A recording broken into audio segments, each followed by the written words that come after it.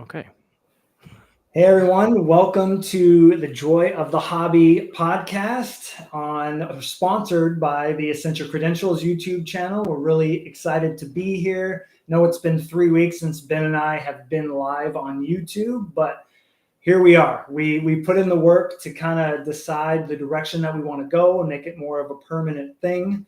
And here we are, finally ready to roll it out. So Ben, how are we feeling about things going into this new endeavor?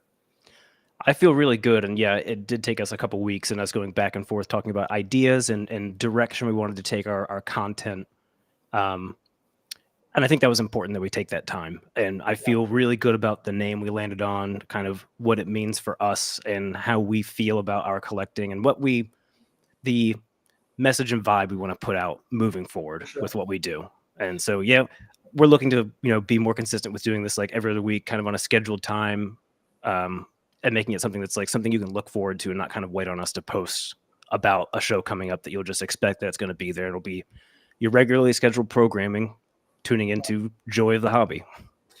Yeah, I'm with you on that, and I really like the name that we came up with. I think anybody that watches this can agree that a lot of hobby content out there is focused around controversial topics, whether it's big sales, low sales, the stuff that we have been hearing about from somebody on Whatnot. I mean, there's always going to be that stuff, unfortunately, and there's always going to be controversy in the hobby. There's always going to be scammers. There's always going to be all that negativity, and it is what it is. But we wanted to come up with something that focuses on the positivity of this hobby. It is a hobby, right, Ben? And at the end of the day, that's what you and I talked about wanting to focus on. And so, we're gonna that's going to be the overarching theme of every single episode. We're going to have guests on here. We're going to have just each other, but it's always going to be centered around the positivity of the hobby. It's not going to be centered around any hot takes that are going to get views. If we don't get any views, fine. We're going to have a good time doing it. So anyways, yes, Joy of the Hobby. Ben, when you hear that as our new name for our podcast and this endeavor on the Essential Credentials YouTube channel, what does that mean to you? What do you think of when you hear Joy of the Hobby? So I'll use my answer to mention that along with this rebranding, we also decided we wanted to do a website and a blog. And to mention that, I made the first blog post earlier today, and literally the title of the blog post is reminding myself that it is indeed a hobby.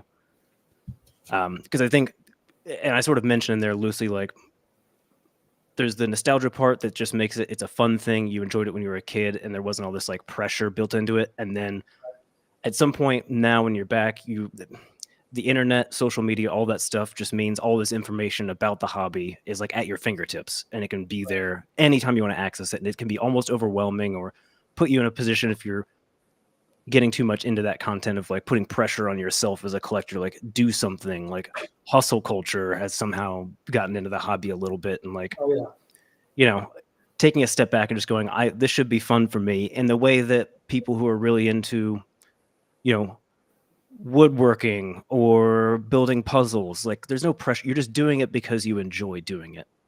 Absolutely. And I think I mentioned like I almost needed to remind myself of that as like a mantra, that this is supposed to be fun, and this is supposed to be something you're building a community and you're enjoying each other and you're talking cards and having a good time. And if at any point it feels like it's going beyond that, or you're putting pressure on yourself, like I wanted us to be able to put out content that just brings people back to that, like, hey, this is supposed to be a good time. Yeah.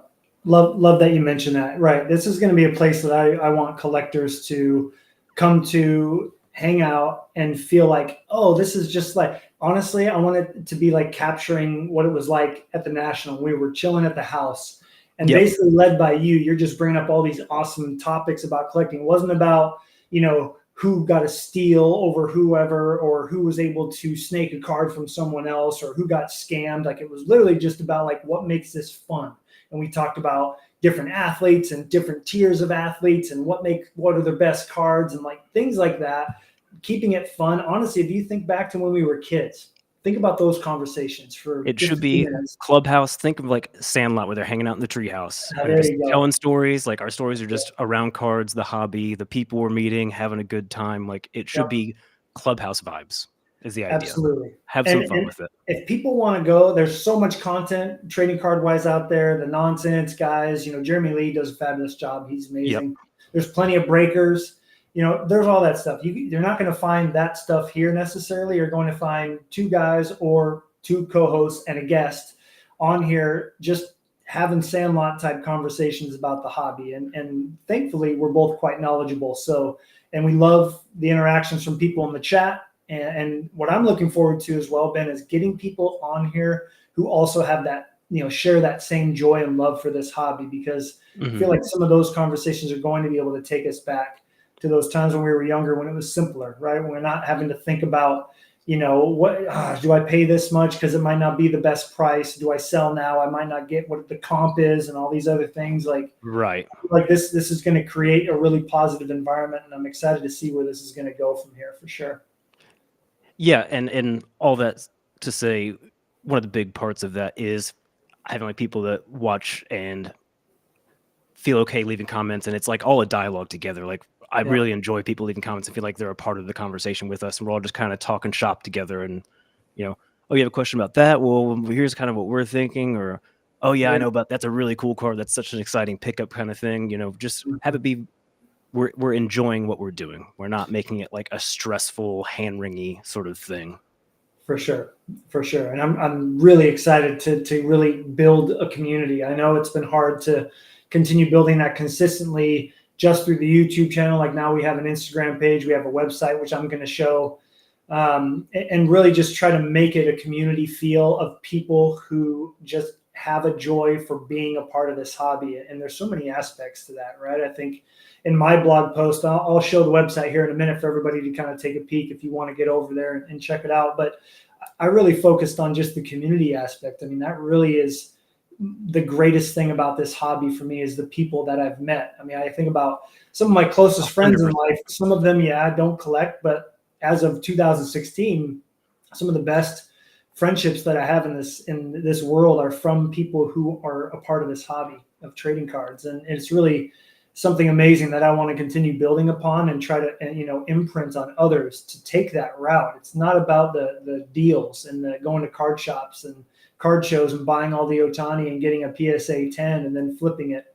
I mean, that's a part of the hobby. Sure. Good for you if you do that. But honestly, that's not going to bring any everlasting joy to your life. I mean, so for me anyway, before I throw it to you, that's what I'm most excited about, is really trying to build up a community of people who not only want to come on here, but just in general, really share that same passion and joy for this hobby. Yeah. And well, I even see what Ray and they're saying, drama rises to the top. Like it does. And that's the internet these days. And we know that sensationalism, drama, oh no's, bad things, like people like sensationalism, but we're just trying to have fun in the same way that people who have a community that all build Legos together and just enjoy Legos. Like, that's what we're doing here. We're just trying to have a good time and like support each other, celebrate the wins, talk about things you're looking forward to, things that happen that were super exciting, something you saw at a show, things that are fun, that bring you some excitement, some joy. Right. And the things that should be the priority, and like the things that you're focusing on, you know what I mean? James, you want to say, first of all, hello. James, you and I are probably both crying in the background because our Mariners are done making moves for the offseason. They've really done nothing. So I don't know what kind of moves they've they never started, so I don't know what that means. But I'm gonna take the high road. I'm gonna say we got the best pitching staff in baseball, so who knows what can happen. I'm excited for that. And welcome to the show, James. Love having a fellow Mariners collector in here. There's 3 of us now, so that's perfect. So yeah, Ben, let's show the few people that are here right now, the people that are going to watch this later. Let's show them what the website, I mean, again, it's super bare bones, but we are always open to ideas, first of all, so feel free to throw some out there. And second of all, Ben is a wizard with his coding, and so it's going to be get more amazing week by week. So yeah, we'll keep adding to it. But again, to lean into like this is a community thing. Like if you guys want to see something on there, or it'd be fun, or you are looking for maybe something that's kind of a upbeat content that you think would fit in with this, like, let us know. We'll make space for it on there.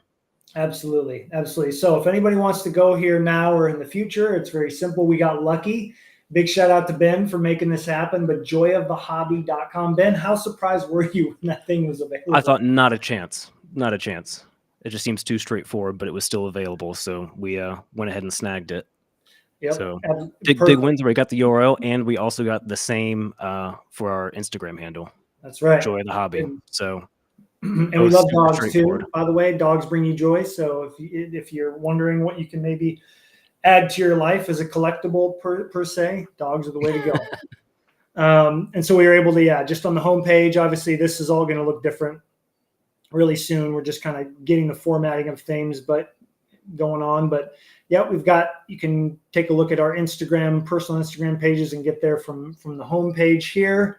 And there's going to be more and more down here as we go. You've kind of got a preview of our blog post, but if you go to the blog here, which again, going to look a lot different, a little more visually pleasing in the future, but you've got Ben's welcome message and you've got both of our opening posts. So definitely go down there, check it out. Let us know what you think and what you'd like to see on there. Ben and I are going to be doing some collaboration, and we're also going to be doing some individual posts too throughout time, right, Ben? Oh yeah, and in the same way we're talking about bringing people into the show as guests, I'm also really open to the idea of people collaborating on blog posts as well. People, if there's some content you want to see out there, or something you think you can contribute to like a post, reach out, send us some text or something you would like to say, in relation to the hobby and how it's brought you joy, and like we'll find a way to incorporate it in one of the posts as well. Yeah, that sounds great. I'm looking forward to being able to collaborate with people in the future, 100%. So awesome. So we've got the website going. We'll show you the Instagram here in a couple of weeks in our next show. Once we've got that kind of up and running, we'll follow different collectors and start working on what kind of content that we want to provide on there for sure. But really looking forward to building this. And I think the foundation of this, in my opinion, feel free to jump in. It's awesome to see, two people that at one point lived extremely far away, just like Greg and I, when we were doing the Essential Credentials, two people that are far away that have similar ideas and share the same passion for the hobby. And it's super excited to have met you and know that we share a similar passion and what we like to collect. And so it's going to be really fun to see where this goes and how we can continue building this theme of joy in this hobby around all of our different topics. Is there any one thing to that point? I think there's a lot of people in the hobby that feel that way, that just collect and want to enjoy it and just have a good time with it. And that's the community I'm looking to build. And I think there's plenty of people that will be able to collaborate with us that are out there that maybe don't have the right space right now, because I don't know, I haven't found it. I'm glad we're just doing this now, because those even Facebook groups, and this is not to be negative, but at a certain point, a lot of them seem to have an inflection where as the numbers grow, it's hard to keep control of it just being like a fun, enjoyable space. Right. So I'm hoping we get the opportunity to do that here, and just like, it's controlled by us. We're not going to do these open groups and stuff. It'll be controlled by us, but we'll want to have people come in and collaborate with us and build that community. 100%. Trying to keep things positive, right? And that's something that I wish you could have been in that 90s group before it got to like 3,000 people, because it really had that, and that's where the podcast was kind of aimed at, was that group of people. And we brought all sorts of people from that page on, and then, COVID happened and things blew up, but hoping to create that similar vibe, and hopefully we can head that direction very soon. So speaking of collaborations and community, you had something really, really awesome happen. So I'm going to let you kind of introduce it, obviously, and start us off on our very first main topic.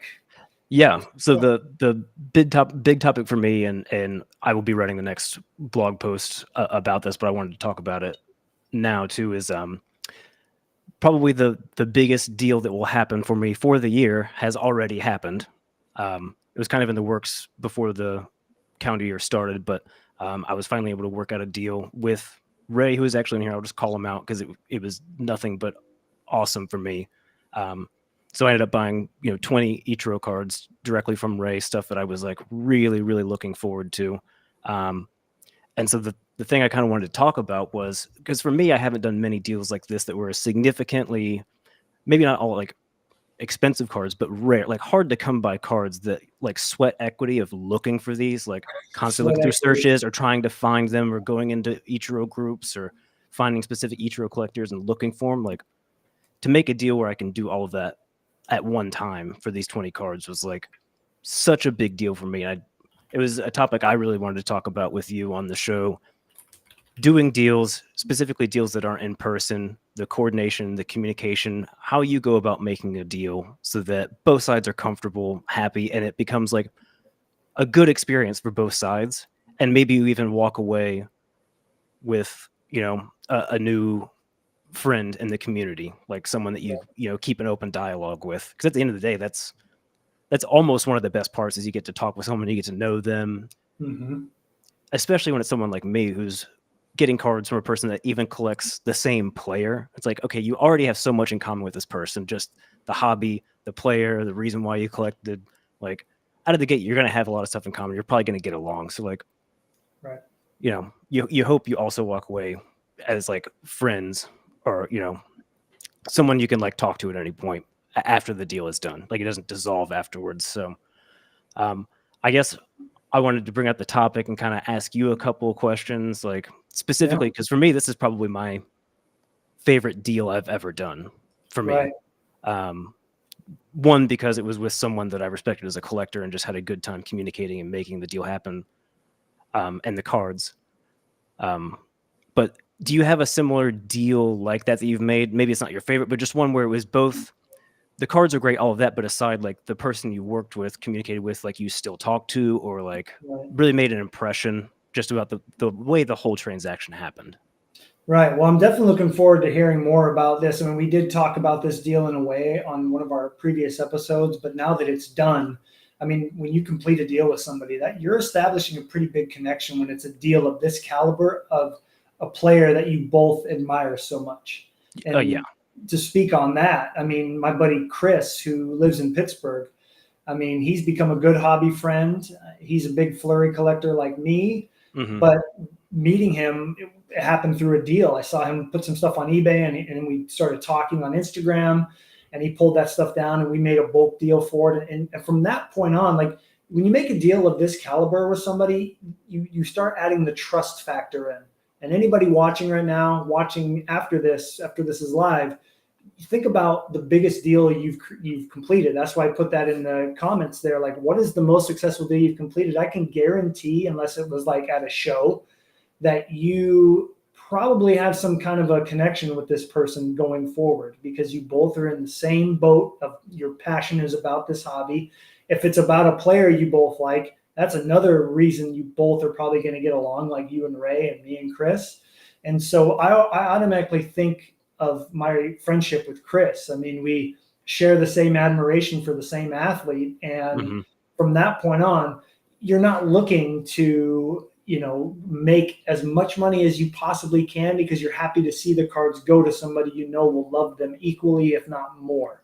And so did that happen with you and Ray too? I mean, obviously, you don't need to talk about how much everything was. It's always kind of a private thing. But, Ray, feel free to chime in the comments. Like, do you feel like establishing that early on really helped you not have to think of it in terms of like, oh, Ray's going to try to squeeze every single cent out of these cards? Yeah, and I think a big part of it too was like getting on the phone and actually talking with the person. So like Ray and I got on the phone, we chatted for like hours one night, just talking about whatever cards, then meandering some, then I'm having a couple whiskeys, we're talking about whatever stuff that's even unrelated to cards, but like just having fun talking, because like he's just very easy to talk to. He's a great person. He is an awesome guy. He really is. So it was more about like just establishing rapport. Like we both kind of were able to talk more casually, but like, this is kind of what you're doing with your cards. This is what I'm kind of looking to get from Ichiro. I don't have any like specifics yet, because I haven't gone through everything that you've detailed. He has that great website where you can go through. I felt like I was just window shopping, being like this one, this one.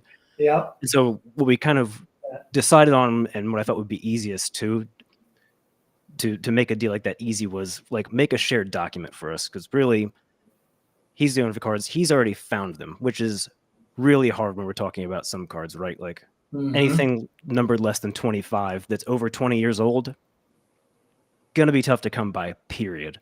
So for me, there was definitely an understanding of like, you have a value on these cards, you've acquired them actually, which is the hard part. So you have an idea of the value of them to you. There's not even really going to be comps from these things, but I can have an idea of maybe what they would be. And so really, I just listed out the cards and said, hey, I'll share this document with you. You tell me, is it available? Are you looking to sell it? And then kind of what you think the price should be.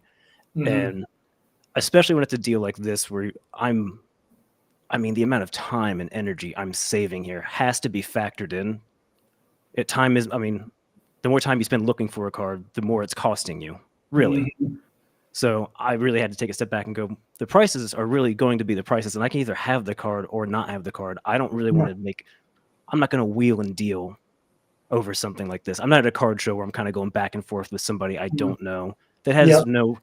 that's a different kind of relationship, right? This is For sure. I'm doing something for this that I'm going to have these for a long time. And in 3 years, when I still have these, the numbers won't matter. Really. Yep. That part goes away. And what really becomes more important is I actually have the cards. I have a friend in the hobby, and I have a great experience that I can talk about in the long term. So, I would say one of the biggest lessons I learned is, be cordial, be working on making a friend in a relationship, and then realize that if you really want these cards and you're really going to hold on them for your collection, like the money is really a secondary thing. As long as it's within your budget and you're not stressing yourself out, it should still be fun. You shouldn't be stressed about the fact that you're getting the cards when you make a deal. Yeah. You should be for sure. excited. And that's something I had to remind myself too. It was like, okay, this is kind of where I'm comfortable with these, and like this is where I would still be excited and not be like, oh no, what did I do wrong if I spent that much, Yeah. Oh, those are all such good points. I think, and I do want to emphasize that Ben and I have an educational side to us that we want to try to bring to this podcast every time. Not to say like our way is the way. I don't think we'll ever say that, but there is something to be learned each time, whether we learn from each other or want to impress upon the viewers, like something to take away from this, like being personable and building a relationship with somebody you're going to make a major purchase from, where either it's one big card or many cards of the same player. Take the time, invest the time into doing that prior to ever sending any money out. I've done that with both of the big deals I've made, and it's such like way more fulfilling than it would be of just like shaking hands, here's the cards, here's the money, walk away, we're never talking again. I don't think that's a way that's going to make you feel like attached to the cards, right? We've always said this too, like with cards, when you make a deal, any sort of deal, especially instead of just like seeing a card and buying it from a table, like when you make a deal, that card is now tied to like the memory of the deal, right? Absolutely. Those are now inseparable. You buy a card at a table, whatever, you got the card, that's kind of the thing now. But this is a bigger thing when you're making a deal, that now you're always going to think about the deal, the person, that process. And guess what? You might want to have that person around again, because they might come across something else. If you guys become buddies, they might see something. They have other connections. You're kind of expanding your web. If you're really looking for stuff that's rare, the best ally you have is other collectors that are also out there looking. You can't be everywhere all at once. Yep, I've had it happen. Chris does that for me. I do it for him. And I'm sure from now on, Ray and you will be looking out for each other. I do want to show a couple comments that Ray had up here. He started off with, our conversation for hours was fantastic. It was great to talk about our shared appreciation for Ichiro. Ultimately, finding the right home for the cards is really one of my main goals. And that should be for anybody that's selling, a major collection. You really want the cards to end up, even if it's just one card of a player. I feel like I go to bed at peace when I sell a Tyler Glasnow or a Duncan Robinson to somebody who I know is collecting it because they love the player or the cards, not because they're looking to flip it. You know what I mean? I think that's a big Especially priority. if I've had a card for 10 years, it means something to me. Yeah. And you want to make sure it's going to the right home. And I think that's where it's also kind of, again, not like espousing, here's the way to do things, but I do think if you're, as a buyer, listening to the seller and that comes up as something that's important to them, it's kind of on you as a buyer to let them know that you really do want this and you want it for your collection. And like, make sure their concerns and voices is like heard, not just I have the money, I'll give you even 10% more. It's like for some collectors that have had cards for a decade or more, the money isn't really the thing that matters. Right. It's not, Jeremy Lee had a really good point. I wish I could quote him verbatim for what he said, but it was about like a month or two ago. I was listening to an episode of his, and he said, I had a guy come up to the booth and he kept I kept telling him my price was like 180 or 175 or whatever it was. And he literally kept asking for less, and he got to like 180 instead of 175. And Jeremy said, no, it's 175. Guy walks away for $5. And then another guy who Jeremy had a relationship with that he'd sold to, and he sold to him, and they've maintained communication, came up and said, hey, will you do 150 for this card? It's like, yeah, sure. So like that right there, I mean, like that is a perfect example of what you're talking about. Like if you really take the time to build up a relationship with someone, and the card is going to a good home, I mean, it makes all the difference, right? And I think we're talking about the joy of this hobby. It brings me joy when a deal can either be completed as a seller or when you're buying from somebody who values that connection as a fellow hobbyist. Yeah. Would you, Ben, you want to jump in here? What else did Ray say about your guys' deal? Yeah. I mean, we went back and forth on, so here's the other thing too, is with Ray, like, because we had our conversations and got to know each other better, it was like, there's a certain amount of trust that gets built in, which I think just goes a long way. And I'd done like a smaller deal with Ray before. So I already knew he shipped like a boss, like everything is like basically perfect when it ships, which gives you comfort as a buyer. Yeah. The other thing is it came down to it and it was like, okay, here's the number, friends and family. Like you build a trust point where you're like, cool, it's gone. Awesome. And I just know Ray's not going to like disappear, Yeah, no, definitely not. And so there is, I think that's kind of an interesting sort of benchmark for how much rapport you guys build if you're making a deal with another collector. Like, I almost would say that's not like a bad litmus test if you're working on a deal of a significant cards, rarity, whatever it is. I like the idea of being comfortable enough that you as the buyer can do friends and family, and you're like, I'm actually okay with that because I now trust this person. Right. And all the scamming stuff that you see, I mean, I'm sure almost everybody watching, and I know I'm in there, you're probably in there. Whenever that Facebook group posts the next like big hot topic scam situation, and it's like, dude, why'd you pay friends and family? You should never do that. Well, actually, what you should I do that a lot because I build rapport with the people that I'm doing deals with. Yeah. I mean, you can tell from like the first 2 minutes, if you're getting like K's and yes and no and thumbs up and thumbs down, I'm like, I've honestly backed out of deals because, sellers just literally have no communication skills at all. And it is what it is. They're doing, if it's a business for them, great. But sometimes you just have to rest in peace to that card. It's not coming to me because of that exact reason. So I think that's super important. I think everybody watching probably is like that. But if you're not, I mean, take the time to establish some kind of a rapport with the person you're buying or selling to. I do want to put up what James put here, and then I would love to see these cards, by the way. Yeah, I brought some so I can just show some. I figured you had them. I was hoping you had them at least, but oh yeah.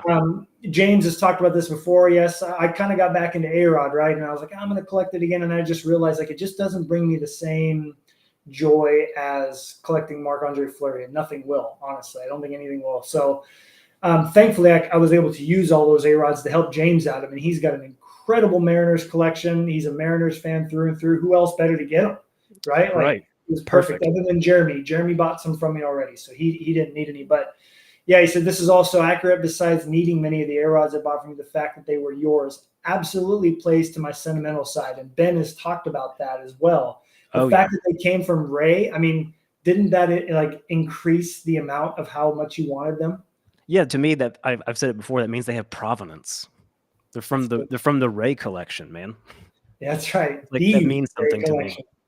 The Ray collection. So I have some. I can at least flash through here real quick. Like before you get going there, Ben, I do just want to say for the people that are watching, if you just got here, welcome. This is called the Joy of the Hobby Podcast. You probably see that. This is Ben and I's like new endeavor. We've kind of rebranded. The Essential Credentials is going to be like the YouTube page will be the host of this all.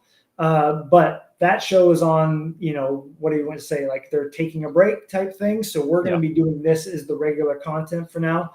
But if you see in the bottom there, what is the most successful deal you completed? We'd love to hear what the deal was and why it was so successful. And we'd be happy to share it with the viewers if you type it in. So anyway, Ben, let's see some of these Ichiros. And if you wouldn't mind kind of talking a little bit too about, obviously what the card is, but what makes it so special as well. So yeah, I'll start here. So this is the Upper Deck 40 man, the like electric rainbow variation. This was like a replacement copy. So you can see it's like the hand numbered copy here. The foil on these are amazing. This was like a huge set of cards. So pulling your player, it was also a cheaper product back in the day. But I cannot even remember how big the checklist was, but it might have been 900 or something. It was huge. It was up there with like Topps Total, some insane number of players. Okay. So the idea of getting yours numbered to 40 of your player was basically impossible. It wasn't going to happen. And I've looked for one of these for the longest time of Ichiro and just could not find one. I just think it's such a pretty card. And then there's a few of these in the mix. Like this is a good example of one that's just lower numbered. So this is the sweet spot. I think it's the gold, but it's numbered to 10. Again, this is another one of those, like, you're not going to go out and buy this product that's this old. You're not going to pull the out of 10 of Ichiro. So this is just a pure rarity play that I'm not going to open and get this card. You're not going to see it anywhere.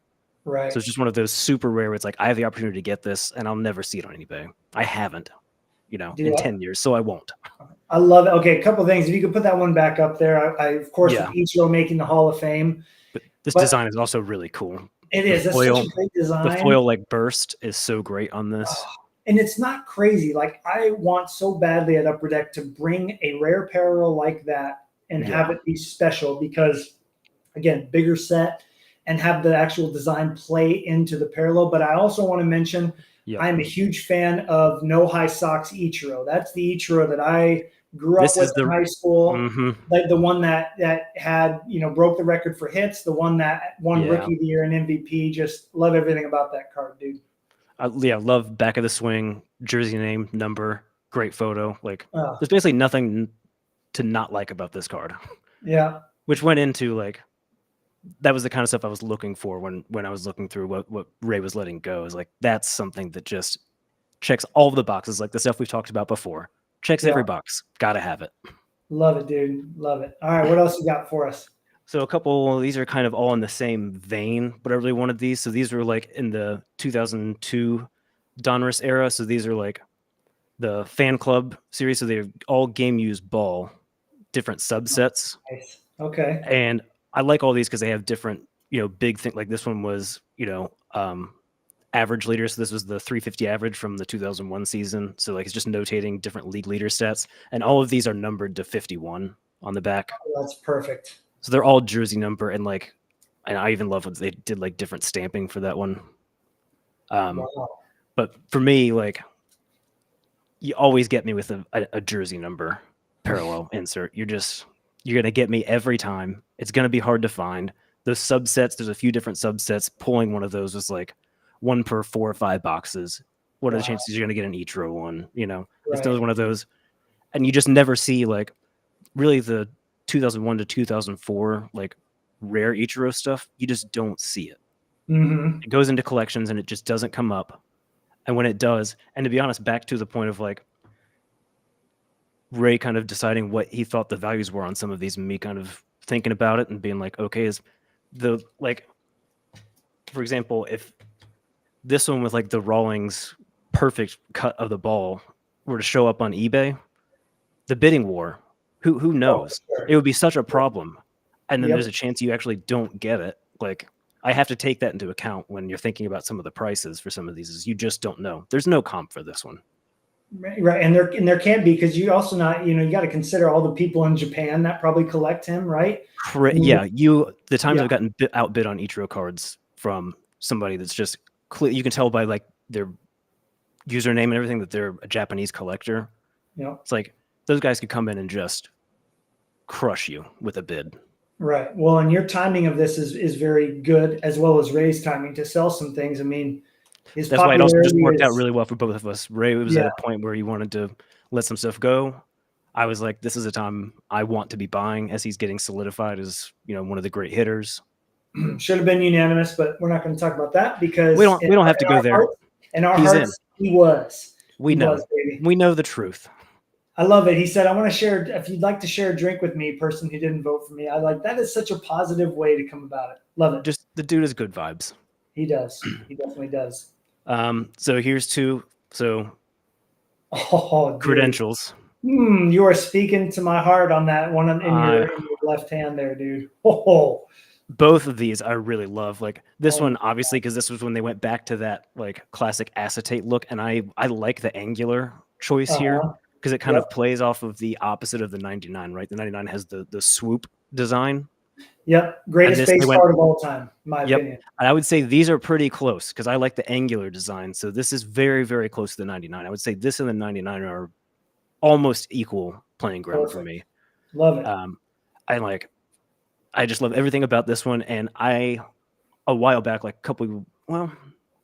maybe 2 years ago, I actually found a box of this for cheap, and I pulled the Ichiro base, which is actually kind of a short print because it has like gold foil here and here. Oh, wow. So it's so cool to have them like next to each other. Eventually, I'll track down the other copy. I hope you do at some point. Someday. That's awesome. Still but just having one is the picture incredible. too, dude. The picture is perfect. Again, great photography, and same with this one. Just great photography again on the swing. You're just getting everything you want from these cards. Is that a ball or a base, or what exactly is piece of game used base? Game used base. So I like the color that's in there, though. Is it from an event of some kind? It definitely is. I don't know. That's where, like, when I'm going to do some blog posts about some of these, and I'm going to try to track down like the provenance of the base for that one. Okay. Yeah, that's great. It looks almost like something that was at the All-Star game. So I'm curious to hear what. If it does have the All-Star game. It does have the All-Star game color in it, like the same that they would use for the patches. Well, it could have been like the home run derby, or it could be opening day bag. That's a good point. So I'm going to track it down and make a post about it. Cool. Yeah, dude, those are awesome. I think my favorite is. I remember I texted this to you, like. That essential credential. I mean, this is just such a crazy card. I can look at this all the time. Oh, like, man. Talk about joy. Like, I can just have this card out. I like that Ray said this too. Yeah, the only game used base from EX that I've ever seen, and Ray's been after Ichiro's for a while. So that says a lot. Man. Again, goes back to if you're going to make a deal, if you don't get it now, I might never see it. And Ray's been at Ichiro longer than I have. So great point. And these are straight amazing cards, dude. I mean, it must bring you a smile every time you look at these things. Dude, it's crazy. I haven't actually put them away or cataloged them yet. I keep them on the desk, and I've been like putting different ones up on the display and like. Nice. Yeah. I love it. Dude. The joy of making the deal and having these like has not faded at all yet because they're all very like different. It's fun that I got to have like different things that I grabbed too that aren't just like all essential credentials, all like specific refractors or something. Like I got a big like variation of the kind of stuff that I like. So like another example of one of those would be the Ultra, the Photo Effects. So this is the gold out of 25.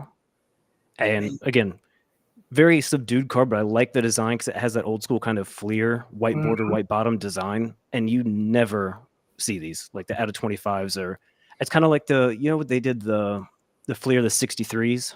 They're numbered out of 63. Like this is like those that you just don't see them pop up, and when they do pop up, everyone wants it. Dang, man! I as somebody who hopes to do Fleer Ultra hockey in the future, that card, especially with the word gold on the bottom, I'm really digging that design. The gold in the foil is such a nice touch because you don't just see. It's not just like they put a gold border or the Ultra is gold. They put out a 25. There's like a little touch that makes that specific insert gold parallel unique. Gold spectrum foil is always a good thing if it's done the right way, right? In the same vein, we got the Leaf 60, the full foil front, like these. Again, super cool. Kind of like the Fleer 63s because they're numbered to 60. I've literally never seen an Ichiro, and Ray somehow got one at some point. So like, again, this card checks so many boxes. Cool, like, sort of portrait picture. Yeah.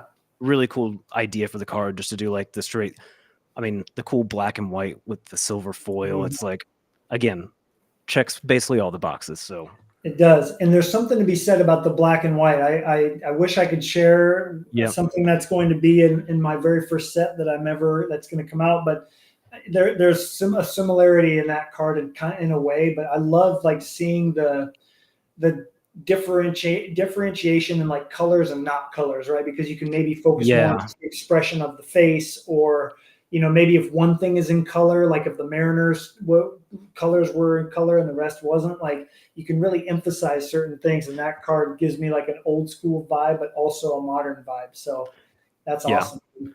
I got like two more I'll show, and then we'll move on real quick. But like, here's another one that was big for me. So this was the Donruss Elite, the Aspiration. So this one's out of 51. This one was big for me because I already have the out of 49. Oh, but it took me, I don't know, 4 years to find the out of 49. I was like, I'm just never gonna get that 51 to match it. And Ray had it, and I was like, yeah, man, unbelievable. Like getting the pair of this kind of thing from Donruss Elite is so hard and so rewarding to have both. And of course, they just look, again, foil's great. The like blue, so the status has red. It's like red background, red foil on the. So they're just such a perfect like complementing pair.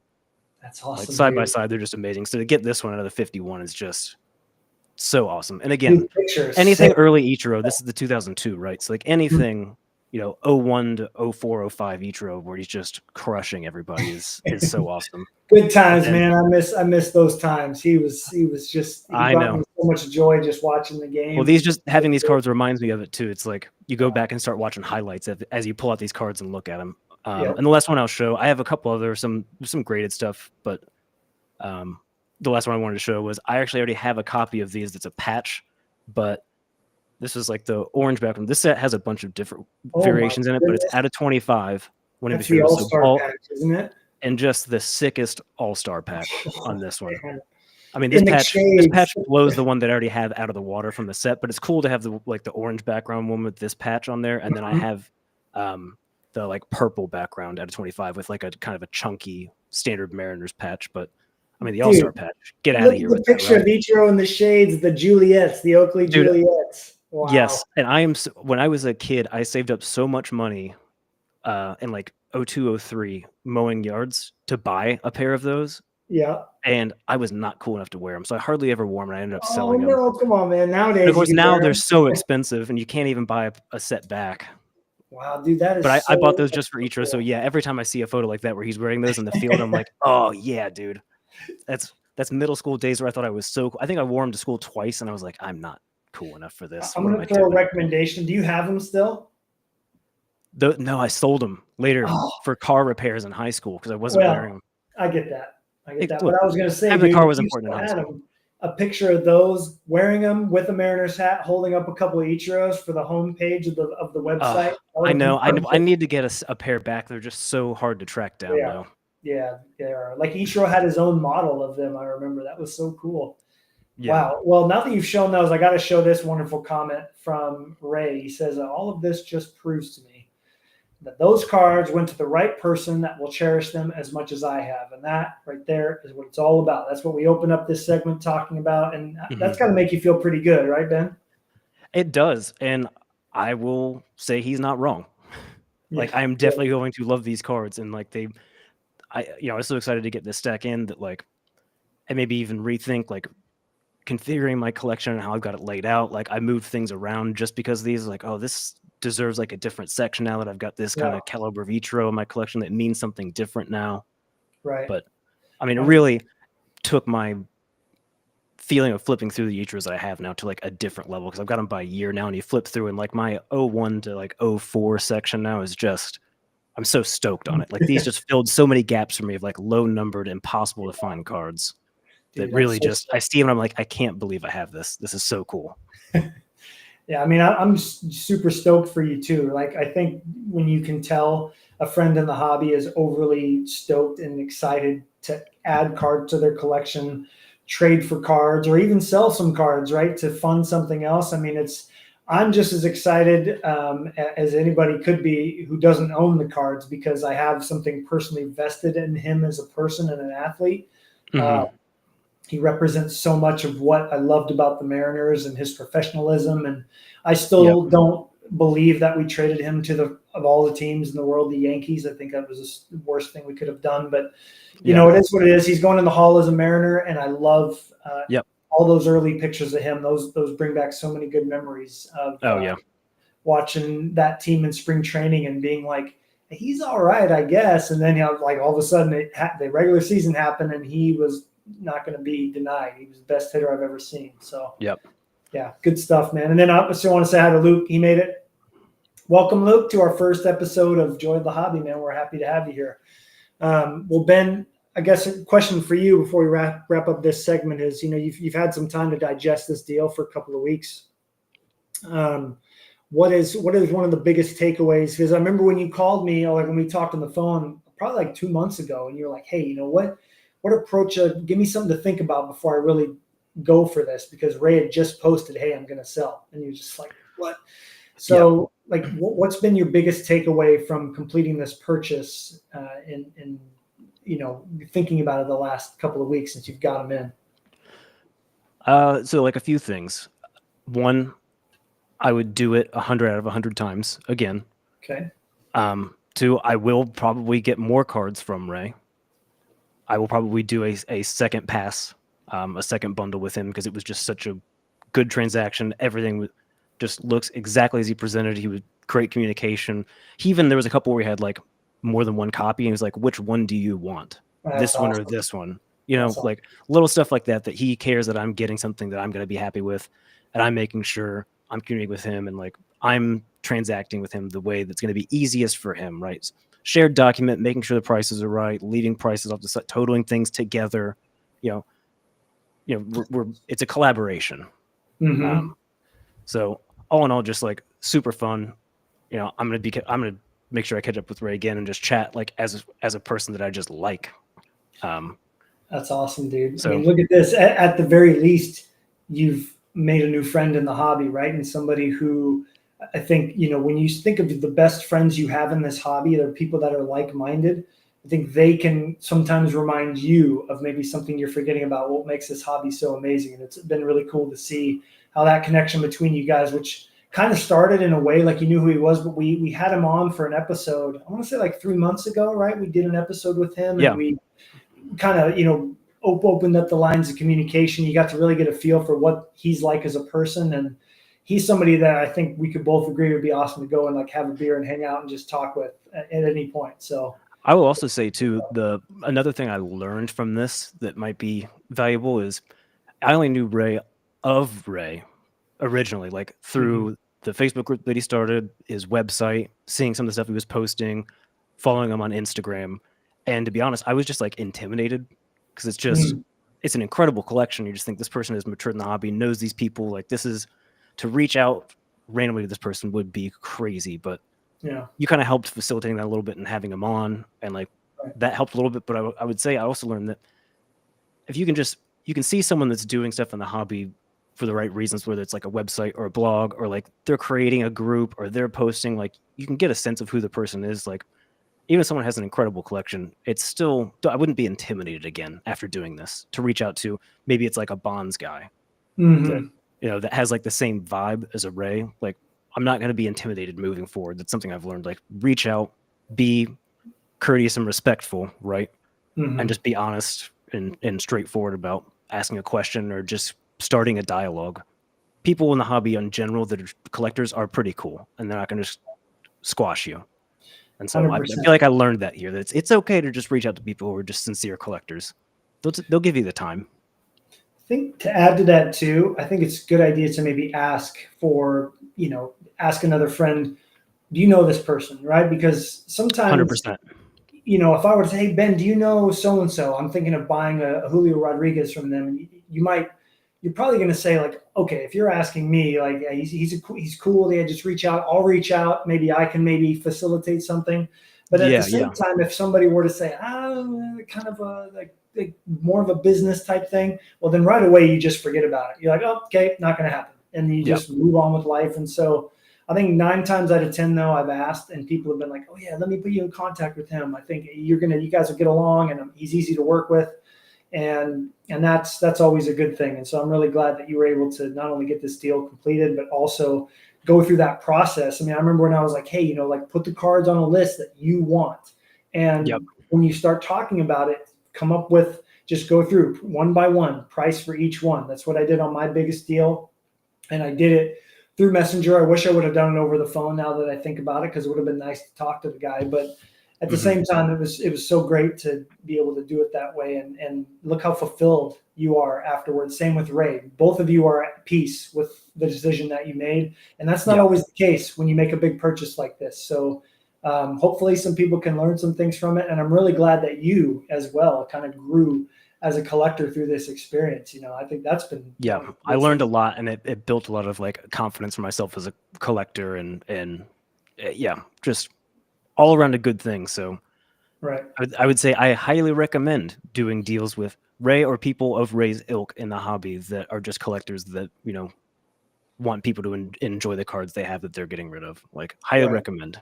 Great experience. Well, I'm going to throw it out there too. You mentioned collaborating on blog posts. I think it would be awesome maybe to get your perspective, kind of like have what you talked about in writing, but then also maybe get Ray to post either within the same one or on his own post on our page, kind of his perspective of not only deciding to sell for the first time, but also, how he's feeling about the deal from, seeing how you're reacting to the cards and all these things. I think there's a lot to be learned from both sides of this, that not every deal is going to be like this. That's the reality, and that's okay. But I think if you're aiming for this type of an interaction and a transaction to take place when you do decide to sell some cards, you're going to feel so much better about it, as opposed to, going to a card show or going on eBay, which it needs to happen, but it's better to go about it this way. So great stuff, man. And I love seeing those cards too. Like, I know. I don't think I've seen, other than his website, I maybe have seen the Essential Credentials one other time, but that's it. Yeah, these are just ones you're just not going to see. Now they'll be on our website, because I'll be posting them with some blog posts about these cards. And Ray, if you're still watching, I don't know if you still have it, but there is a card that if you still have it, my first time meeting Ray was through him posting a Hot Gloves from Flair. So Ray, I know you know the card. If you still have it, please reach out. I would love to own one or two Ichiros, especially that one, because it really defines our connection and our friendship from many years ago. So let me know, please. I would love it. Unless you want it, but that's something that I just remember the card and being like, I'm going to collect Ichiro for a bit because of that card. So anyway, that would be super cool.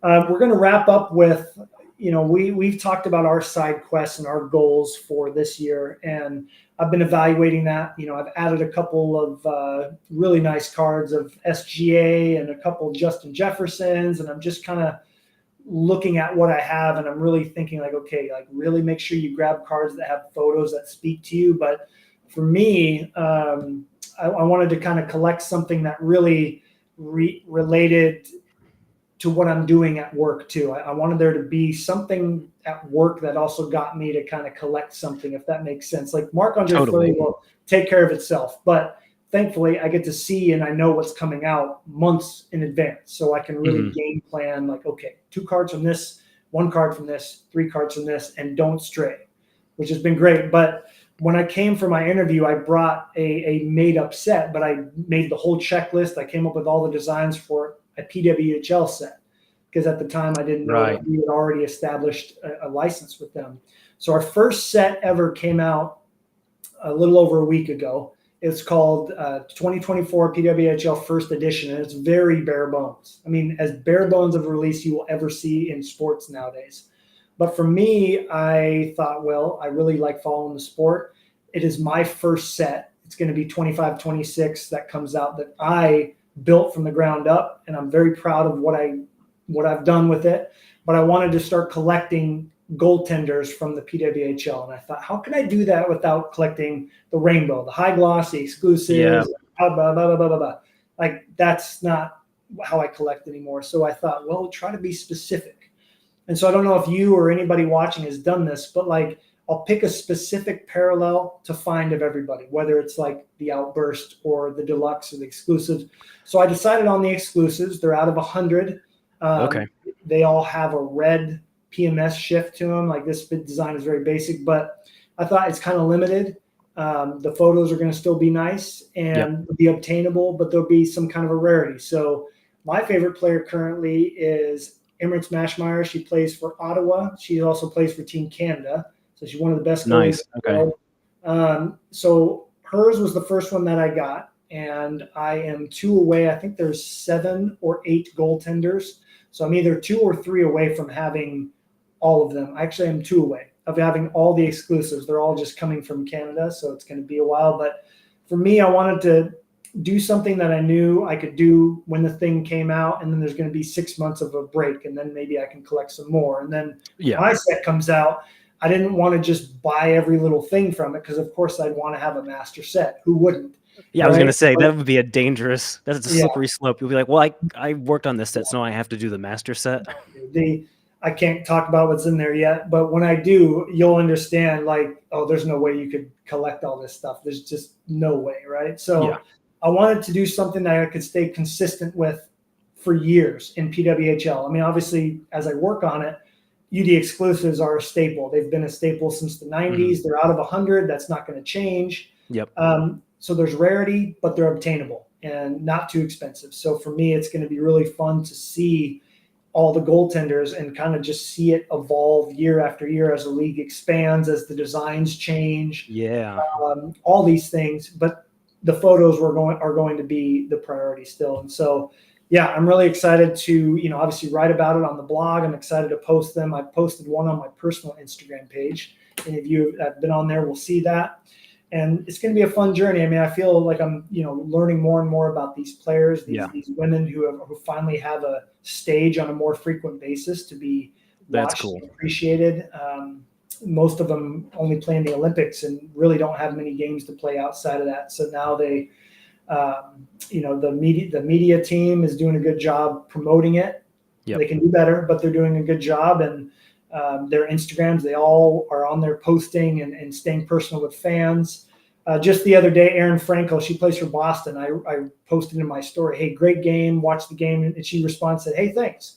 So it was pretty cool to, see somebody who's that popular in that sport still take the time to be, personable in a way. So there it is. Yeah, long-winded, but that's the start of the collection. I wanted to start it off with somebody who I really enjoy watching play, and I'm excited to see how this, evolves over the years, especially knowing that I get to make it, hopefully for a while. Yeah. Two quick follow-up questions, which you kind of already alluded to. One, why that specific parallel? And then 2, how do you plan to store a collection that will kind of grow chronologically over time like that? Yeah, I think with the first year I have a couple of these in the living room, which that'll be while I live here. And then when I move probably to a smaller space, it'll be a bit different. But for now, I think I want to have a shelf that's got them all on there. Okay. Because I bought a few of her cards from Team Canada just because I wanted to, like here's a high gloss out of 25. Like, I wanted to have a few cards that weren't expensive that kind of showed. This is a fun one. This is like a called License to Ice, and it's like on thick plexi. That's cool. Yeah, the Reds are out of 23. They're not numbered, but they're limited to 23 copies. And so I wanted to kind of, stay connected to the sport that I'm going to be following and hopefully making products for many years to come. I felt like a fun way to do that was to pick a parallel that wasn't super, short printed. Like if I did high glosses of everyone, we're talking like $200 to $300 a card, depending on the player, right? Because high glosses are what, out of 10? Yeah, they are. So yeah, I mean, oof. Yeah, and the deluxes could have been fun. Those are out of $250, but you know me, I think I go back to the history of Upper Deck, and the exclusives have always been out of 100. And yeah, and they have that old running thing, right? It's like the tops with the gold label, the gold border kind of thing, right? They've just always been there. Yep, exactly. And so this is supposed to have, it does have gold serial numbering, but it is supposed to have gold foil all over the place, like the Upper Deck logo and the silver. Everything silver is supposed to be gold. So in the future, those will be done correctly. But yeah, I felt like it was obtainable enough, but they were also kind of rare. So if there ever becomes a time where I'm like, okay, these need to be traded for something or sold, if I'm not working at Upper Deck anymore, that they're rare enough that they'll still maintain value. Yeah, makes sense to me. Yeah, that'll be a fun one, man. That'll be an exciting one to have that kind of grows over time, right? There's no true like end to that one, no completion until you decide you're not going to do it anymore. Yeah, that's true. And I think there's only going to be, like no more than 10 goalies every year. So that should be it's limited enough that it's not going to break the bank, and there's only going to be, very like few sets that come out, right? I can't Right. speak for long term, but for short term, yeah, I mean that's the only set that's coming out now. So not like it's going to be very hard to maintain that. So yeah, I'm excited about that. There's not going to be too many, so I'm not going to be chasing my tail trying to get them all. I think that hits all of the bullet points that we said about a side quest before, right? Like it's obtainable, it's somewhat limited for you, it's fun, it's not stressful, and it's not going to like break the bank in some way, right? Right. 100%. It's kind of like the perfect little side quest. It's just going to be fun. You'll get them, you'll be excited about it, and you're not worrying about it or missing one. If you do, that's okay. There'll be another. They're out of 100. Exactly. Yeah, exactly. There's no stress in collecting it too, and that's a big part. Yeah. Keeping it fun, keeping it focused around joy, and it does bring me a lot of joy to not only kind of follow these athletes and follow their league more closely, but also collecting some of the cards allows me to really maintain that or strengthen that connection to the league. And so, and the last thing I'll end with, which is exciting news, is I've started looking at, and I'm going to be ordering my goaltender gear and exploring that. It's going to be a very big, challenging undertaking to learn to do that. It's my only regret. I think many of us have regrets in life, but I try to live my life without them, because what you've decided is what you've decided. What's happened has happened. But my first love ever was goaltending when I was like 5. I wanted to be a goalie, and I never pursued it hard enough. I became a basketball player instead. So here I am at 40. My favorite player, or 39, my favorite player at 40 is retiring this year, and then I'm going to just start playing. So you got to pick up the mantle. You got to get out there. I know, right? I know. So I'm really excited about that. I've got like 3 or 4 people who play hockey at work. One of them's a goaltender, so he's helping me out. Nice. So I'm going to watch a game late tonight, watch him play, and try to study what he does with his feet. And then I'm going to try to skate either Monday or Wednesday. So I'm excited to get out there and learn. Again, I think we all need challenges in life. We need challenges in the hobby. Oh, yeah. We like those. We like challenges in life. And for me, it's going to be so fun to have collecting goaltenders, trying to learn how to be a goaltender, and then of course, supporting my favorite player who retires this year. It's going to be a crazy year, but I'm excited. What a fun year. 100%. Well, nothing is going to be more exciting than getting this off the ground. So I do want to say thanks for, obviously helping me get this going and being willing to jump in. And obviously this is going to be a lot of fun. It's just going to be a blast. And I'm excited to get a chance to get to know everyone that joins the streams and collaborate and have them on for some conversations. Like, it's just going to be a good time. We're really going to just have a blast doing this. And we meaning everybody that's involved. 100%. 100%. Well, hopefully, in our next episode, we can get even more feedback. I know it's a little intimidating for people to watch and maybe put a comment in there, but part of this that brings Ben and I so much joy is interacting with people and the community. Yeah. So hopefully in 2 weeks in our next episode, you can participate, hop in the chat, share some of your thoughts on what brings you joy or what our topics about. I'm going to show this one more time before we go. We did create a website. It is called joyofthehobby.com. Thank you, Ben, for securing that. It's very bare bones, but we do have a few things up there to check out. You can get to our Instagram accounts here and here. You can see who the heck we are here. We don't have any bios yet, but we'll work on those pages for sure in the future. You can also get to our blog. If you go up to the top here, we've got 3 posts so far. So feel free to jump in there and see what we've talked about. And obviously give us some feedback. If you have any ideas what you would like to see on the page, what you would like to see on the show, let us know. We are not, how did you describe it, Ben? We're not like closed-minded to anything, right? No, I want like all the feedback. I mean, it's a community thing. So if there's something you're interested in or want to contribute to, like, ping us, shoot us a DM on Instagram. Also keep an eye out. We have the Joy of the Hobby Instagram account that we snagged as well. So we'll be starting to contribute there. So feel free to, even though I think we have one post and like our logo on there right now, we'll start building that out the next 2 weeks. But you can also send messages there if you have stuff you want to see, you have an idea for something that you want to talk about, even like, hit us up. We'll talk about it. For sure. And just want to ask everybody, obviously be a little patient as we go along. We're both quite busy now, but we want to, find ways to stay consistent with what we're doing. And I think doing an episode every 2 weeks together is a great way to do it. I'll probably at times do something in between. I know Ben would probably love to do something in between. We've talked about that, Ben. So we will definitely keep you updated. The best way to see updates, right? Website, Instagram page, those will be where you see all the different announcements when we're going to do shows, what's going to be on the website and stuff like that. So yeah, get to a last couple comments here. Thank you, Luke. We're excited. Yeah, looking forward to the next one as well. And Luke, if you have any ideas, we know that you love this hobby, and so we obviously love to have you on at some point. So we'll definitely be in touch about that. And then Ray, thanks so much for your contributions tonight. Wish you the best as well. And I will be in touch about that Hot Gloves card for sure. Yeah, absolutely. That's the goal, right? Ben, any sign off comments here before we say goodbye?